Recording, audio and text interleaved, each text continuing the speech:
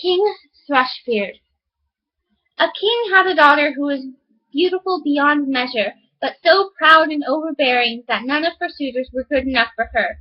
She not only refused one after the other, but made laughing stocks of them. Once the king appointed a great feast, and bade all the marriageable men to it from far and near, and they were all put in rows according to their rank and station. First came the kings, then the princes, the dukes, the earls, the barons, and lastly the noblemen. The princess was led in front of the rows, but she had a mocking epithet for each. One was too fat. "What a tub!" said she. Another too tall. "Long and lean is ill to be seen," said she. A third too short. "Fat and short, not fit to court," said she. A fourth was too pale, a regular death's head. A fifth too red-faced, a gamecock, she cried. The sixth was not well made enough, green wood ill dried, cried she. So every one had something against him, and she made especially merry over a good king who was very tall, and whose chin had grown a little peaked. "Only look," cried she, laughing, "his chin is like a thrush's beak." And from that time on they called him King Thrushbeard. But the old king, when he saw his daughter, mocked every one, and scorned all the assembled suitors, swore in his anger that she should have the first beggar that came to the door for a husband. A few days afterward came a traveling ballad singer, and sang under the window in hopes of small alms. When the king heard of it, he said that he must come in, and so the ballad singer entered in his dirty, tattered garments, and sang before the king and his daughter. When he had done, he asked for a small reward, but the king said, "Your song has so well pleased me that I will give you my daughter to wife." The princess was horrified, but the king said, "I took an oath to give you to the first beggar that came, and so it must be done." There was no remedy. The priest was fetched, and she had to be married to the ballad singer out of hand. When all was done, the king said, "Now you are a beggar wife, you can stay no longer in my castle, so off with you and your husband."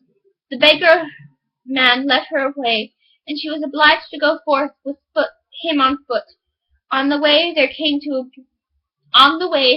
a great wood, and she asked, "Oh, whose forest is this so thick and fine?" He answered, "It is King Thrushbeard's, and might have been thine." And she cried, "Oh, I was a silly young thing, I am afeard. Would I have taken good King Thrushbeard?" Then they passed through a meadow, and she asked, "Oh, whose is this meadow so green and fine?" He answered, "It is King Thrushbeard's, and might have been thine." And she cried, "I was a silly young thing, I am afeard. Would I have taken that good King Thrushbeard?" Then they passed through a great town, and she asked, "Whose city is this so great and fine?" He answered, "Oh, it is King Thrushbeard's, it might have been thine." And she cried, "I was a silly young thing, I am afeard. I would have taken that good King Thrushbeard." Then said the beggar man, "It does not please me to hear you always wishing for another husband. Am I not good enough for you?" At last they came to a very small house, and she said, "Oh, dear me, what poor little house do I see, and whose, I would know, may the wretched hole be?" The man answered, "This is my house and yours, where we must live together." She had to stoop before she could go up in the door. "Where are the servants?" asked the king's daughter. "What servants?" asked the beggar man. "What do you want to have done? You must do yourself. Make a fire quickly, and put on the water, and cook me some food. I am very tired." But the king's daughter understood nothing about fire making and cooking, and the beggar man had to lend a hand himself in order to manage it all.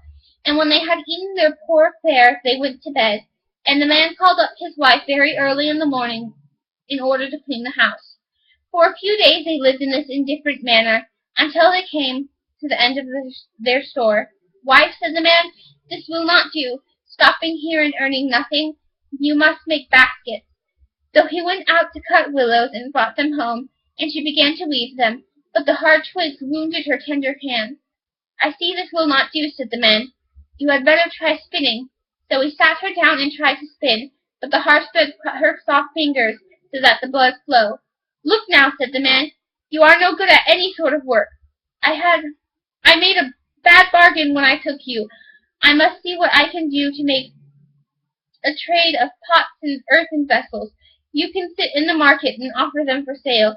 Oh dear, thought she, suppose while I am selling in the market, people belonging to my father's kingdom should see me. How they would mock me!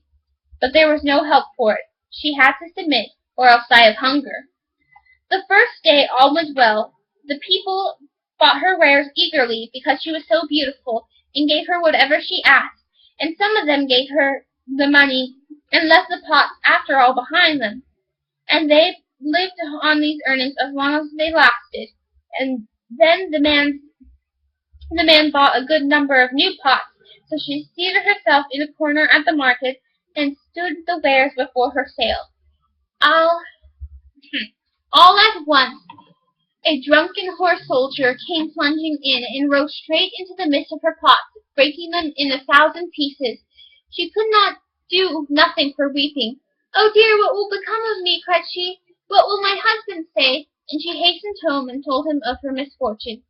Who ever heard of such a thing as sitting in the corner of a market with earthenware pots? Said the man.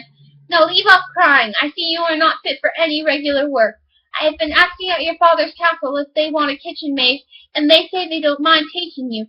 At any rate, you will get your victuals for free.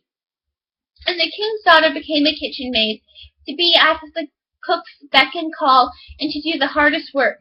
In each of her pockets she fastened a little pot, and brought home in them whatever was left, and upon that she and her husband were fed. It happened one day, when the wedding of the eldest prince was celebrated, the poor woman went upstairs, and stood by the parlour door to see what was going on. And when the palace was lighted up, and the company arrived, each person handsomer than the one before, and all was brilliant and splendour, she thought of her own fate with a sad heart, and bewailed her former pride and haughtiness, which had brought her so low, and plunged her in so great poverty. And as the rich and delicate dishes smelling so good were carried to and fro every now and then, the servants would throw her a few fragments, which she put in her pockets, intending to take home. And then the prince himself passed in, clothed in silk and velvet, with a gold chain round his neck. And when he saw the beautiful woman standing in the doorway, he seized her hand and urged her to dance with him. But she refused, all a trembling, for she saw it was King Thrushbeard, who had come to court her, whom she had turned away with mocking. It was of no use her resisting. He drew her into the room, and all at once the band to which her pockets were fastened broke, and the pots fell out, and the soup ran about, and the fragments were scattered all around. And when the people saw that, there was great laughter and mocking, and she felt so ashamed that she was herself 1,000 fathoms underground. She rushed to the door to fly from the place, when a man caught her just on the steps, and when she looked at him, it was King Thrushbeard again. He said to her in a kind tone, Do not be afraid. I and the beggar man with whom you lived in the wretched little hut are one. For love of you I disguised myself, and it was I who broke your pots in the guise of a horse soldier. I did all of that to bring down your proud heart, and to punish your haughtiness, which caused you to mock me. Then she wept bitterly and said, I have done great wrong, and I am not worthy to be your wife. But he said, Take courage. The evil days are gone over now. Now let us keep our wedding day. Then came the ladies-in-waiting, and put her splendid clothing on, and her father came, and the whole court, and wished her joy on her marriage with King Thrushbeard. And then the merry-making began in good earnest. I cannot help wishing that you and I could have been there too.